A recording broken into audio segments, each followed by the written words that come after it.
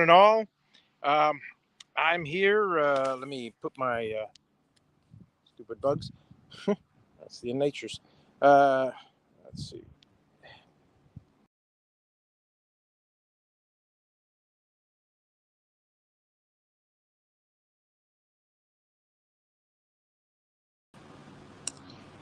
Okay. There we go. I'm looking for my comments. Welcome, everybody. Welcome to yet another chat. Why does it say can't post comments? That's weird. Let me see here.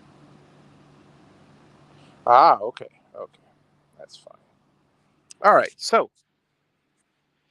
here we are. And let me show you what's been done so far with our wonderful house here. Let me swap over to the camera and settings camera flip away. Goodness gracious! Back camera.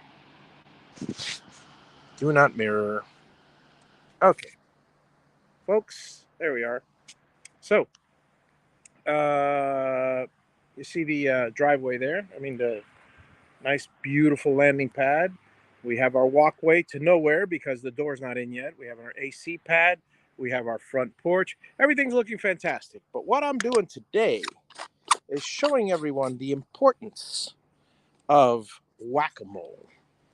Now, you ask, why is it so important, Javi, to learn how to play whack a mole? Well, I will show you right now. Let me just go on in the house.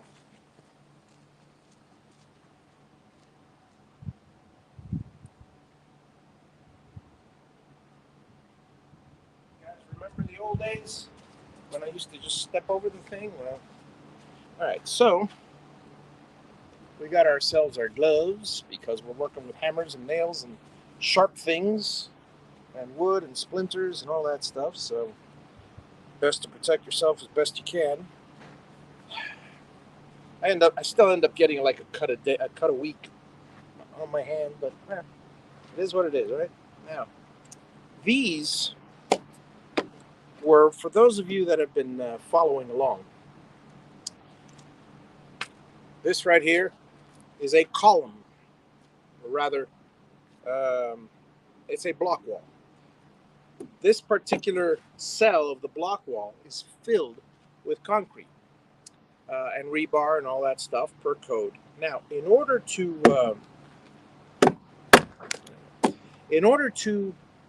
fill the thing completely and making sure it doesn't bubble up or have an air pocket or anything, and actually really for the inspector, we break holes at the bottom of the column.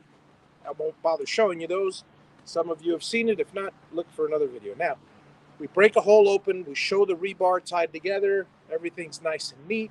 Inspector inspects it, and we're done. Well, not quite, because before we pour the concrete, we got to put some block stops or whatever you want to call them, basically pieces of plywood, and we nail them onto the wall.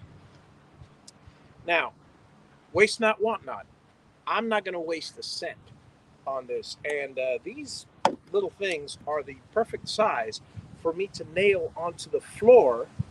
So when I put a wooden brace on the walls, so I can align the walls perfectly straight, I'm going to have a few braces on the floor. These things are perfect, and for many other uses as well. Don't throw little stuff away like this. So if you're not going to throw it away, well, I can't use it with these nails on it.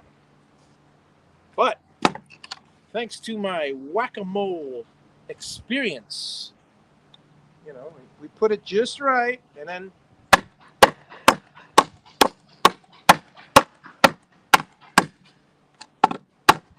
see. So we just popped out all the nails on this side. Now I flip it over to this side because I want to put it like close to the edge where to get the best leverage.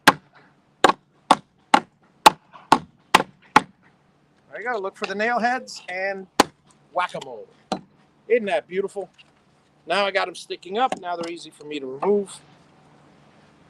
And as soon as I do that, I have a plain board. So that's what I have been doing most of the day. When I'm done with this section, I'm doing it all in one little area, so I could take the magnet, pick up all the nails off the floor in one fell swoop. It's not fail swoop, by the way. Anybody that doesn't know any better, it's fell swoop.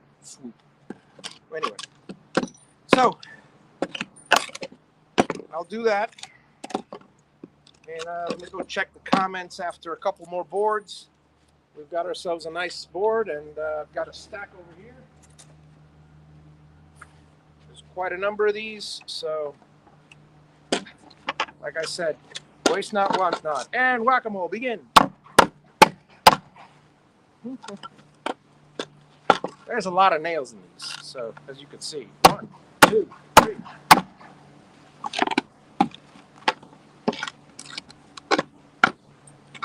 So that's my whack-a-mole story. I don't know which I did first, knocking nails out of these things, or learning how to play whack-a-mole, because to tell you the truth, I'm old enough that whack-a-mole wasn't around until, as far as I know, it wasn't around to my teens, which would put it about late 70s. So, who knows? I could be wrong on the date. You guys tell me, but here we go.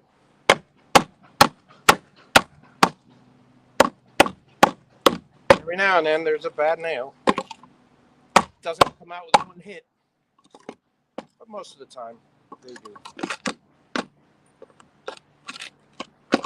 So for those of you that have been keeping tabs, the trusses were supposed to arrive on the 2nd of August. They're arriving on the 2nd of September. But it's confirmed. Well, confirmed, but we'll check a week before. And I've got my crane scheduled. I got everything scheduled to raise the trusses. The next section, the roof, should go rather quickly. After I get the trusses, I expect no more than a week or two tops, and the roof will be finished and dried in. So,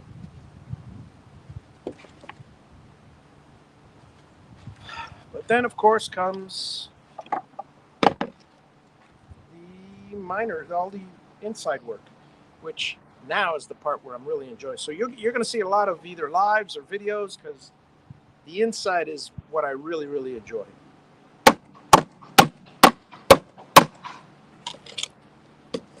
Six.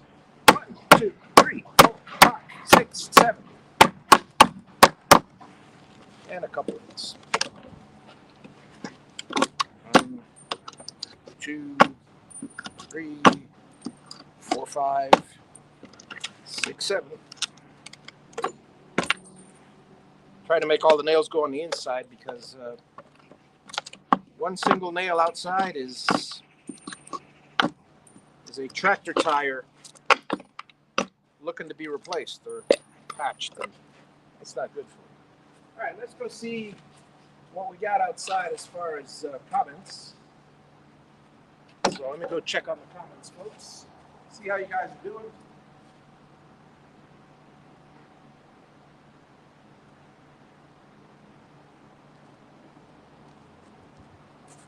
If you have any questions whatsoever, by all means, place them in the comments.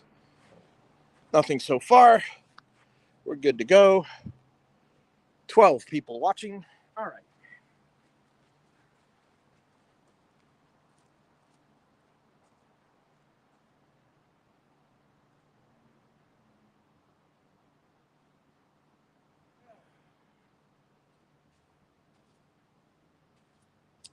So, what I've been doing the last couple days, because we poured 2 days ago, is I have the hose and I water down the concrete. I water obviously after the initial 7 or 8 hours, wet the concrete, and then put a light spray on it. Move on to the next pad. I've got 1, 2, 3, 4, 5, 6 different pads poured. I'm not gonna do the one in the walls, because that rarely gets watered or anything. But the pads, if you want them not to crack, the way to do it with concrete is the first week is the most crucial. That's when what happens is if the sun hits it too hard, particularly in our area. I mean, if we got rain all the time, we don't have to do this, but it hasn't rained in this particular area for a couple days, so the ground underneath it's not a problem. It's going to pull moisture from the ground as it cures, or it's going to retain its moisture. The top will evaporate quickly, and you don't want the concrete to dry too fast. I mean, it gets pretty warm, and it dries at a certain rate, but you don't want it to dry too fast. You want it to dry slowly the first week. The slower concrete dries, the harder it is. But also, the slower concrete dries in the very beginning, in the crucial moments, it's not going to crack, or rather, it shouldn't crack.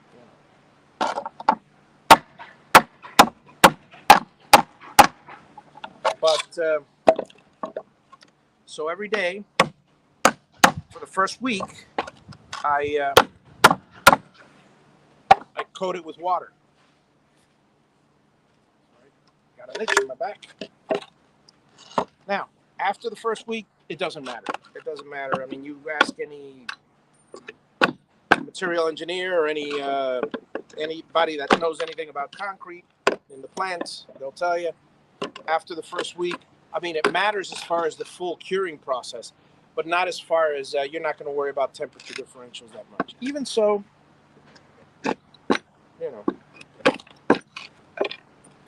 water helps.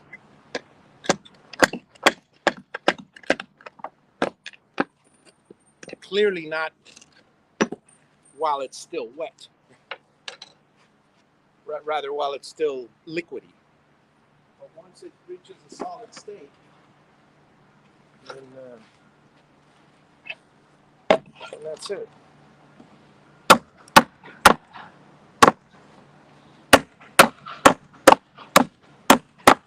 Yeah, I wasn't too good with that whack-a-mole that time.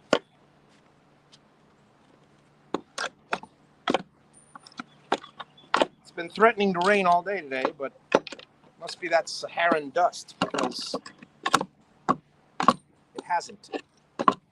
But I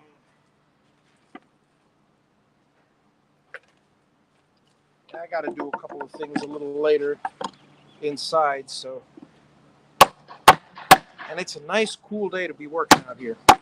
Well, I say cool. It's 85 or 80, whatever it is. It's 80 something. But compared to the 98-degree days we've been having, yeah, I'm very happy for days like this. Full overcast, I'll take them.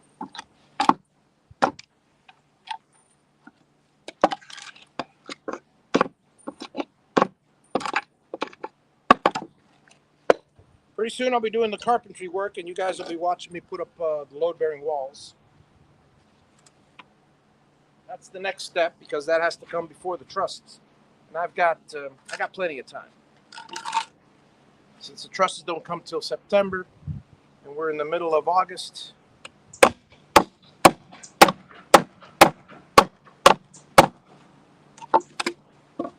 I'm very good on time. It only take me taking my time in the hottest of suns 3 days to put up the load-bearing walls.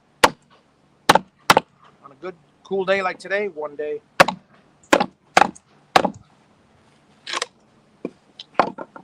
What I'm going to do is I'm going to create a template on the saw. And because I know that my floor is near perfectly level. So the guys did a fantastic job on the floor, so I don't have to worry about the wall going waving up and down. However, waving side to side, I do, but that's where I brace it, and I put chalk lines or string lines to make sure it's straight from one end of the house to the other. Not a problem. The load-bearing walls. So since the height is equal and level throughout the entire house, all I got to make sure is that every single stud is the same exact um, height. And I can simply do that by, like I said, creating a template. Push the wood to the end, cut. Next, push the wood to the end, cut. Next. Nice and simple. I don't have to measure it. Well, I'd have to measure the first one. Oh, and I better make sure that first one is right, because let me tell you, if the first one's not right, I've got another 200 boards that I just messed up. So everything hinges on that one being right. You always had to take everything into account, folks. Take everything into account. Measure twice, cut once. In this case, measure twice, cut, I don't know how many times.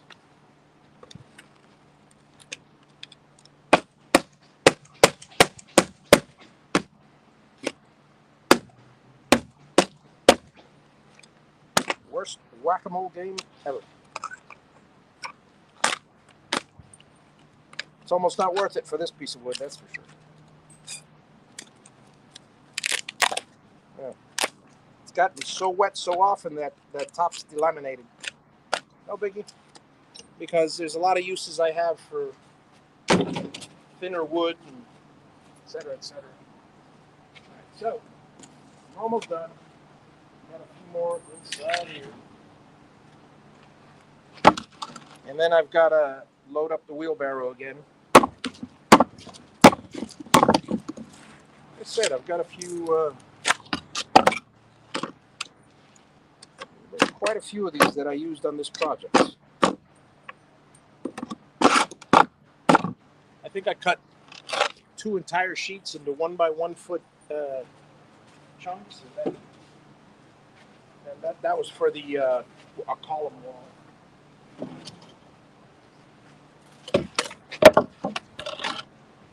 This will make a fun whack-a-mole game. Ready, whack-a-mole.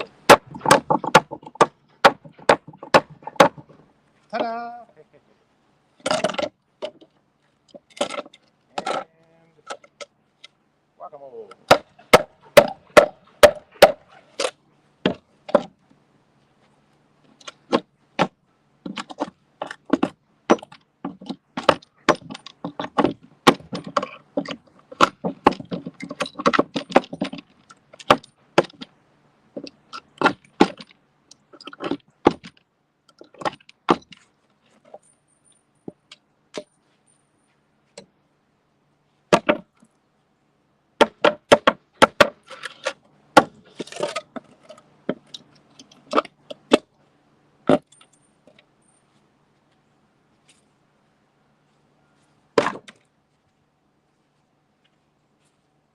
All right, so I'm going to go get some more pieces of wood.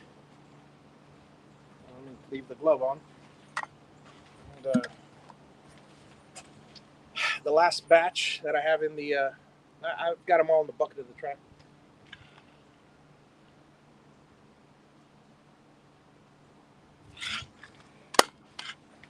And we'll play some more whack-a-mole.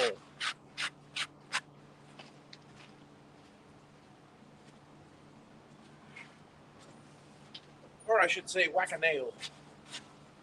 Woo! What a lot of nails.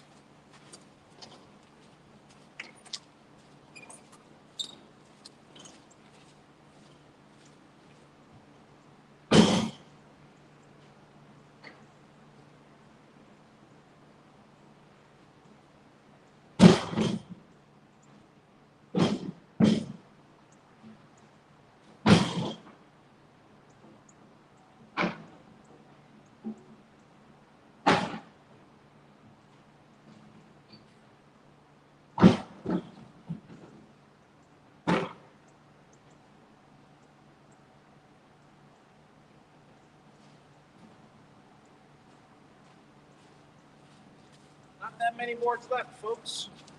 And I'll bring you guys inside. All I'm going to be doing is sweeping, but maybe some of you might enjoy that. You know, whatever.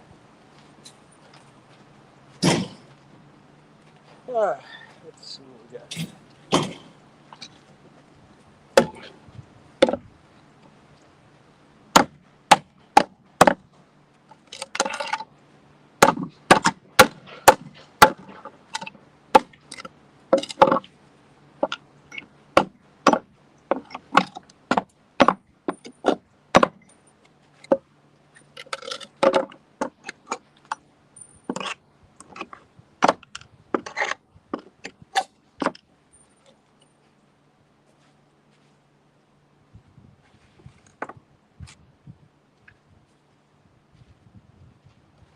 when I'm done with these last pieces of wood, I'll show you guys the floor.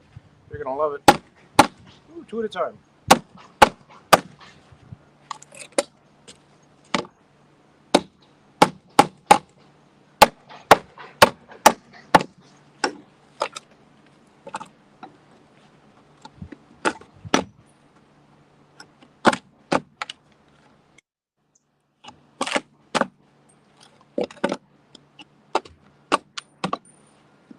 Stand by, folks. I seem to have a message that I just heard. Let me check if it's one of you guys.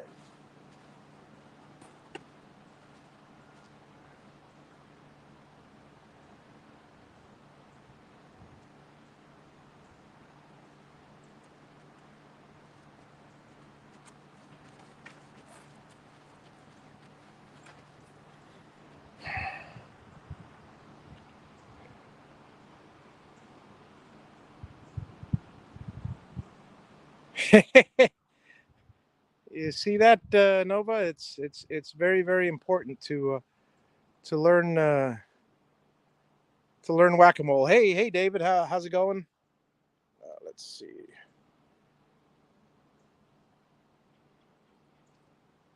Okay, nothing important at the moment. So yeah.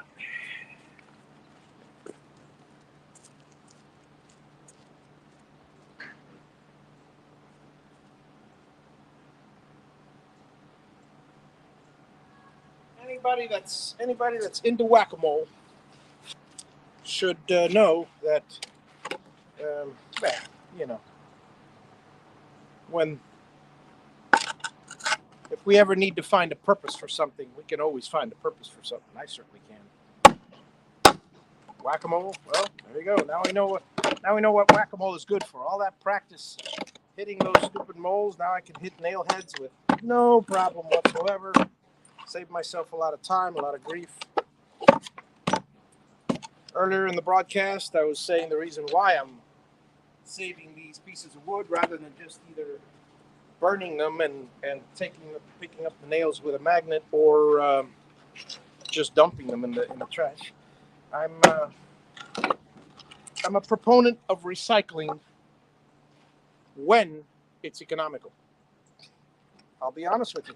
I will recycle. You know, I mean, yeah, it's good for the environment, but my main goal is, can I reuse it and save some money? I'm sorry, but gotta be honest. Gotta be honest. Same thing with electric cars. Same thing. I will be so happy when the electric car overall is cheaper than a gas car. And you say, "Oh no, it's cheaper now." Look, don't be fooled. Don't be fooled. It's better for the environment. Yes, it's it maybe, because then there's those that'll argue that creating the car and creating the batteries messes up the environment a lot more than what you're saving on fossil fuels. However, I'll put an example from my own life. My wife and I, a long time ago, bought a couple of Toyotas. She liked the Prius. I like the Prius. We got her a Prius. At the time, I mean, I know they're a lot more expensive now. At the time, it was $24,000. I priced it all out, $24,000, or $17,000 for the Toyota Corolla. Practically the same car. Well, actually, the Yaris is the same shape as but I digress. So the Toyota Corolla that I bought for myself, I bought it because I wanted to save some money. And first of all, the way I drive, the electric car is not going to save me much money there. But neither's the fuel, neither's fossil fuel. But that aside, 24 to 16, that's $8,000 of a difference, right? How much gas do I use in a year? worst case scenario, driving like crazy, I calculated that I used somewhere in the neighborhood of 1,200 gallons a year. And I think that's not right either, because I probably would have, let's see, over there the tank is 12, no, it was 16-gallon tank or 15-gallon tank. I'd fill it up once a week. So that's only 750 gallons. Well, yeah, 700. Okay, it was 1,200 or $1,800 of gas at the time. Remember, we're talking when gas was $2 and something. All right, so I calculated that it was okay. Let's just say 15, between 12 and 18, 1,500 a year. 1,500 a year for 5 years is $7,500. Okay, so all in all, my my Toyota Corolla, which had a much better resale value at the end of the 5 years, I still had $500 extra to spend on gas, and I really didn't spend that much in gas. So in the end, I measured everything in those times. I was a geek. Oh, I still am. And bottom line is, electric versus regular. Well, for the extra cost of the same, or what I consider to be a comparable model. By the way, after 5 years, my wife turned it in because the batteries were already bad, and you had to get all new batteries, and that was another $5,000. So on top of everything else. Oh, and by the way, that's just $500 that I had extra. That doesn't count the interest that I would have had over that period of those original $8,000 extra, and it doesn't count the cost of well, there was no cost because it was a hybrid. Because you still had gas, but I didn't even include the cost of the gas of the Prius. Now the full blown electric, you'd have to include the electric cost. But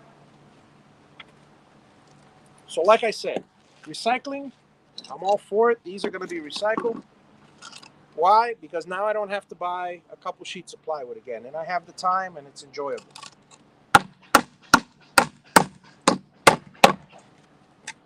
And I know some of you might think, hey, well, what about your time? How much is your time worth?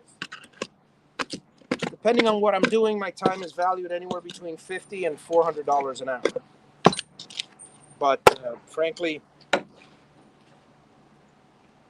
I've dedicated the year to building this house, so the money that I'm saving is somewhere in the neighborhood of a minimum $200,000 in labor costs, doing it all myself. Follow along, or wait for me to finish editing the videos, and I'll give you a whole breakdown. But and it's probably going to be a lot higher than that, because I've already surpassed 80 grand, and we haven't even gotten to the expensive things. So I've saved nearly $100,000 just to this point in this house, not hiring extra labor, except for the concrete finishing. Landscaping, grading, plumbing, footers, formwork, block laying, rebar work, all that stuff costs money. All that stuff costs money. And for all that you spend, double it, or make it, or make it almost triple it, and that's about the cost of a house.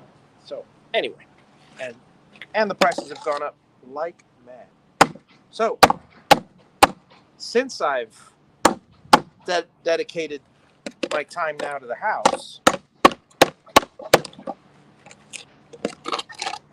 my time is now worth whatever I save in a year.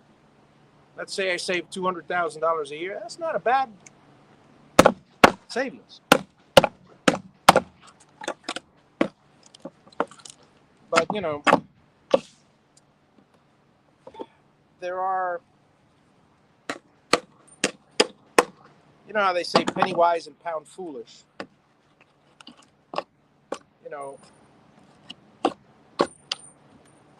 There are those people that'll go pick up, there's two different schools of thought. Let's say you find a dime on the ground, right? Now, it takes you a minute to go out of your way, bend down, pick up the dime. We're looking at all the costs involved now. Analyze this along with me. What happens if you hurt your back? When you're older, it's a higher cost because forget the dime, you've just lost a lot of money. But assuming you're healthy and you just, you bend down, you pick up a dime, have a nice day, and you keep going. How much did that cost you to pick up that dime? Well, if you're a man on the street without a job, it's well worth it. If you're, CEO of a Fortune 500 company or something, and you make, let's break it down. Let's say you make close to $400,000 a year. That's $1,000 a day. Split it up into, let's say you work 8 hours. Let's say a full 8 hours. That's $125 an hour.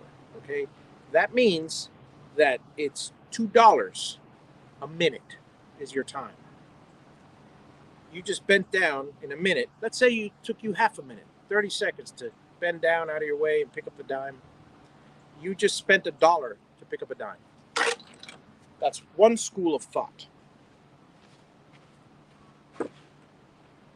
The other school of thought is while you are bending down and going somewhere else, you're not actually foregoing something else that can make you that money. So it's a tricky slope. It's a tricky slope because if you're worth that much money, and that's not that much money in today's day and age, but if you're worth $2 a minute, well, how much is a dime? A dime would be, let's say it takes you a minute to pick up a dime. So that's 10 cents, that's 60, that's $6 an hour. That's not even minimum wage, folks.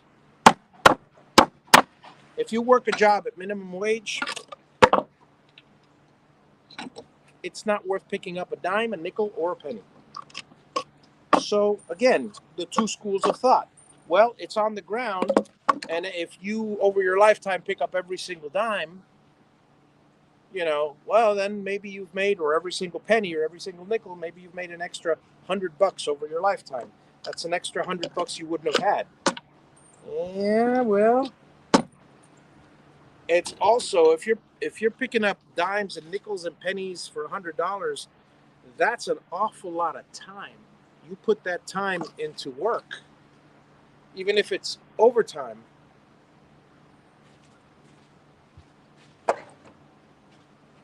That amounts to hundreds of dollars. Not 800, but thousands. So, it's not an excuse to be lazy, but think about it. Whenever you do something like that. I read somewhere that the equivalent in most people's salary, in the average person's salary, the equivalence of picking up a quarter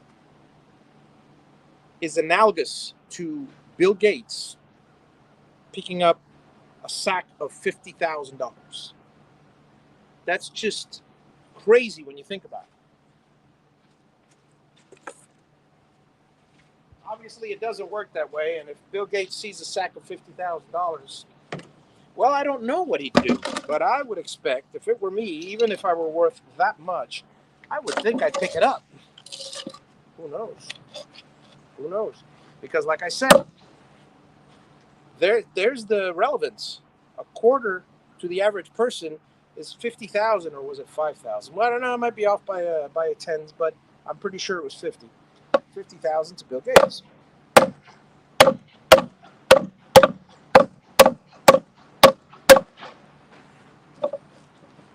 and I look. I've been working lately with a lot of with a couple of laborers every now and then.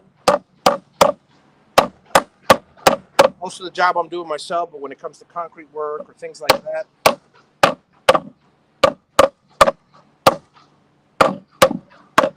go to a third world country. It'll open your eyes as to how much you actually have.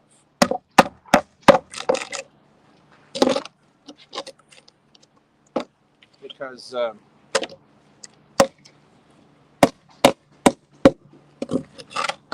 it's it's frightening, all that we take for granted.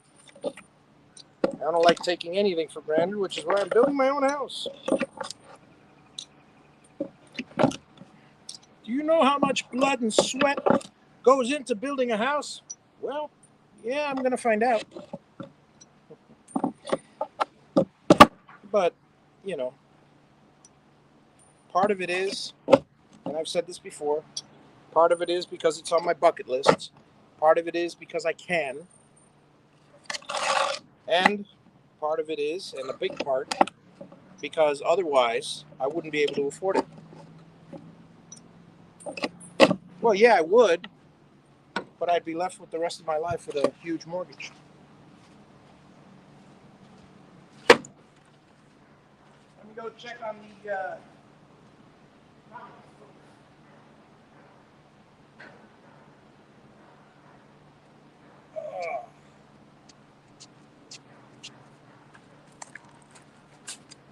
all right, here we go.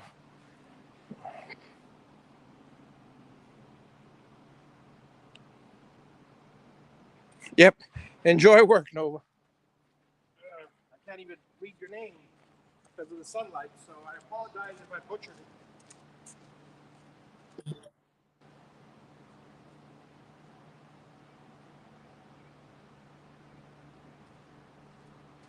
So, like I said, folks, in a little while I'll bring you guys. I've got another 5 or 6 boards left. In a little while I'll bring you guys over to the inside as I pick them all up with the magnets and do the old sweeping biz.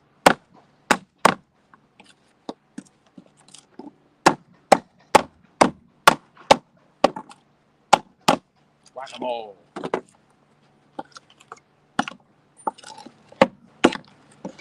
Goes a lot faster when you think you're playing a game of whack-a-mole.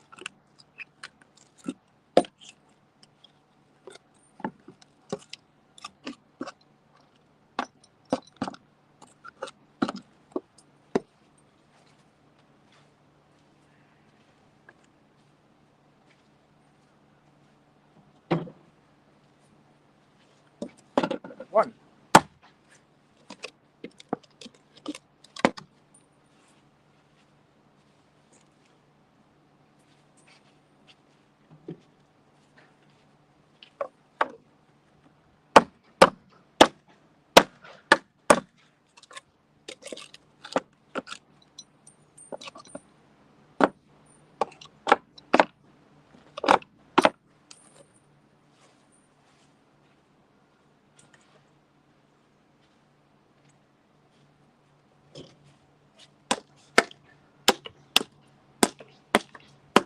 Almost not worth setting down.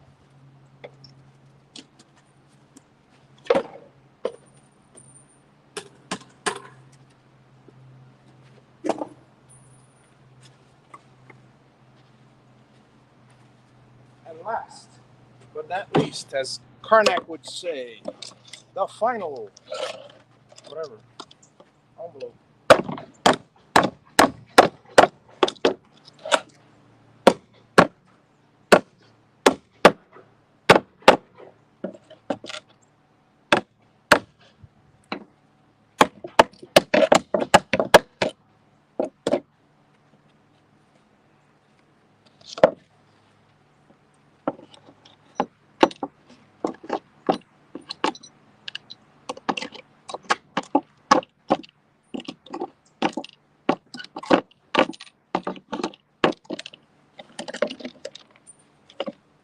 Okay, folks, I am officially done with the whack-a-mole. Now let's bring you guys inside so you can watch some magnets.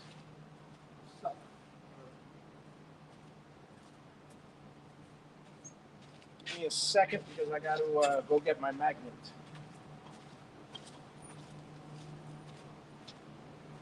I'm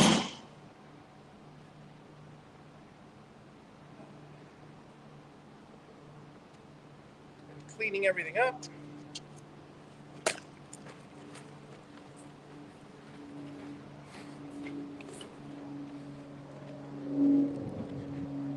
Alrighty. So here is there's the inside of the house, all nice and neat. Enjoy it while you can, because pretty soon there will be a load-bearing wall there. This part I have yet to sweep, and as you can see by the hang on, let me place this down. As you can see by the floor, there's an awful lot of nails there. Be right back. Let me get my magnet.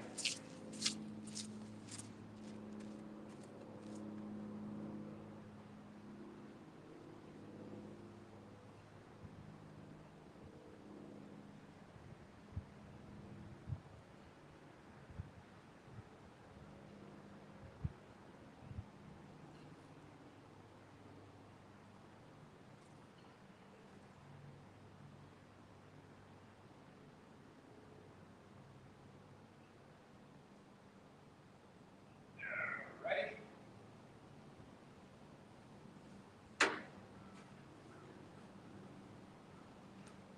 Tell you, folks, everything's a chore around here. All right. Oh shoot!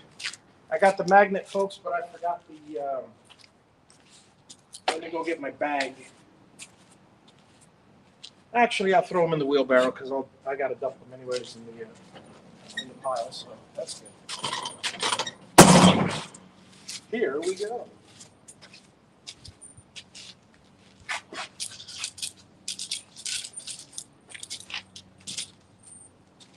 Gotta love it, huh?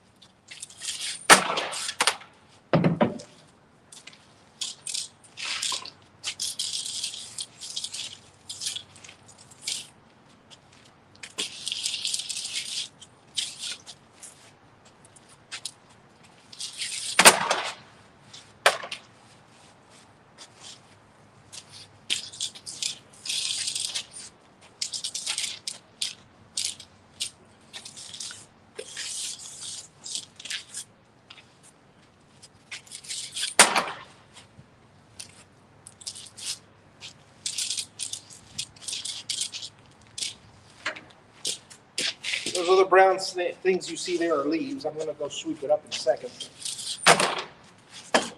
Just want to make sure I get the bulk. So,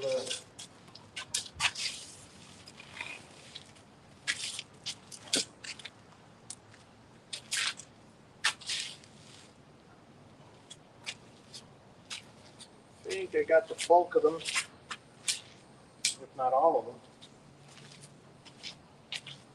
Always one that's like way out here. All right, folks.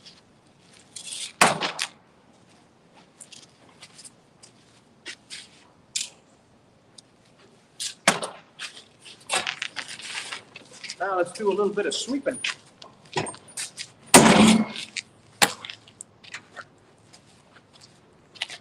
For those of you that enjoy a clean place, this is soon going to be a cleaner place.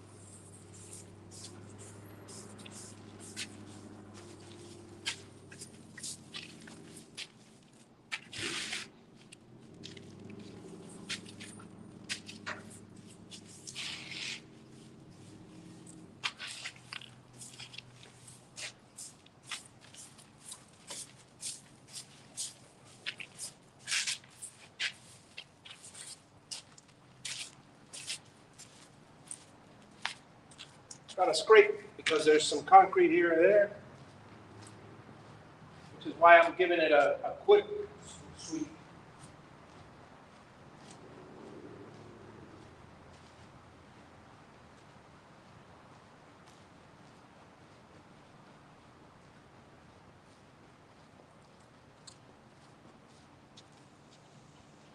After I sweep it away, I'm not going to vacuum this time, but normally I would shop vac and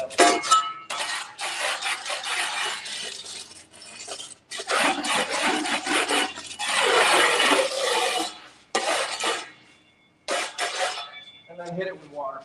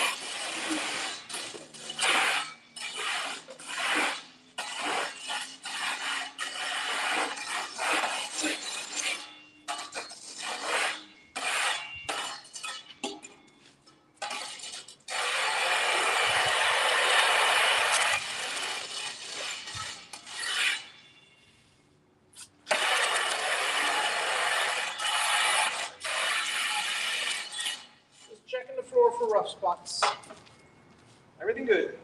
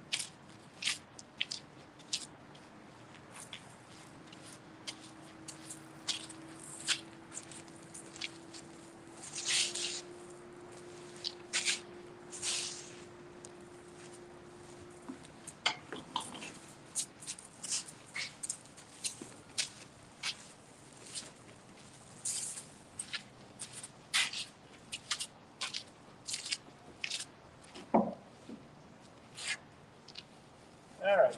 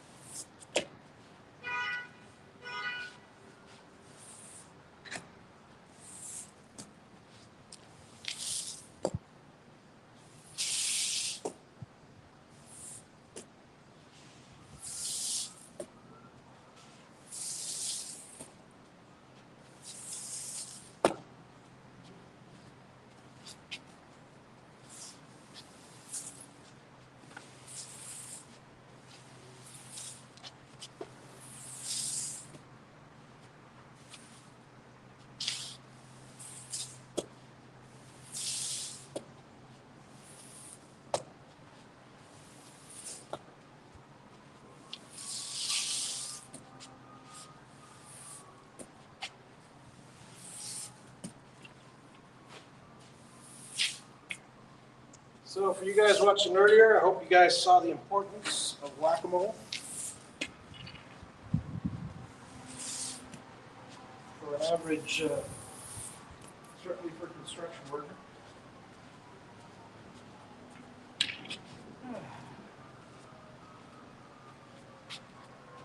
Shady enough, I don't need a hat.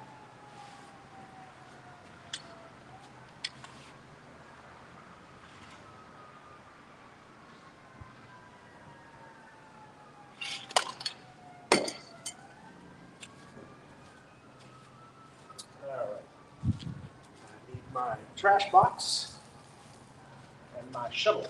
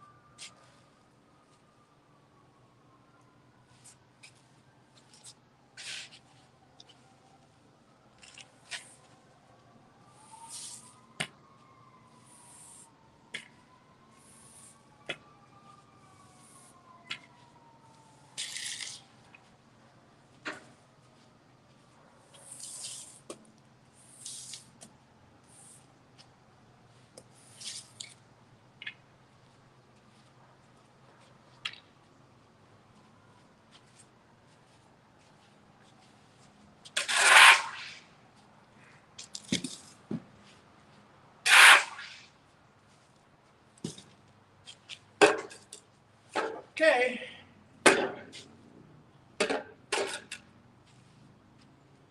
Well, folks, except for a little bit of sweeping, I'm pretty much done. The place looks fantastic.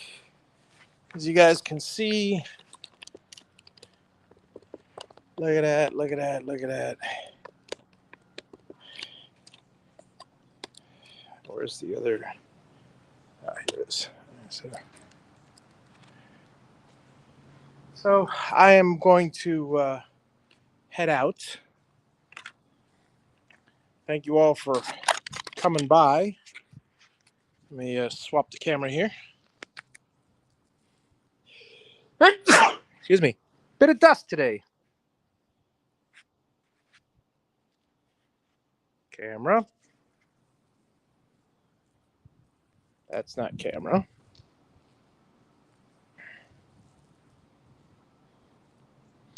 There's the camera. Okay, folks. So front camera and mirror. So this is the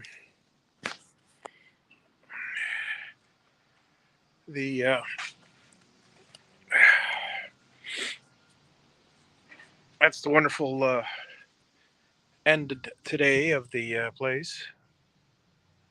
Okay, nobody else has commented. Good, fine. Thank you all for coming by and watching. I'm done for now. I got a few things to do, a few errands to run, well, errands to run inside. I'm basically picking up and cleaning up. Nobody wants to see that. So I'll catch you guys later. The next time I'll be out here will likely be when I'm creating the block wall. So the load bearing wall. There's one right here and there's one right over here. So have a wonderful day, folks. Thank you all for coming in and catch you later.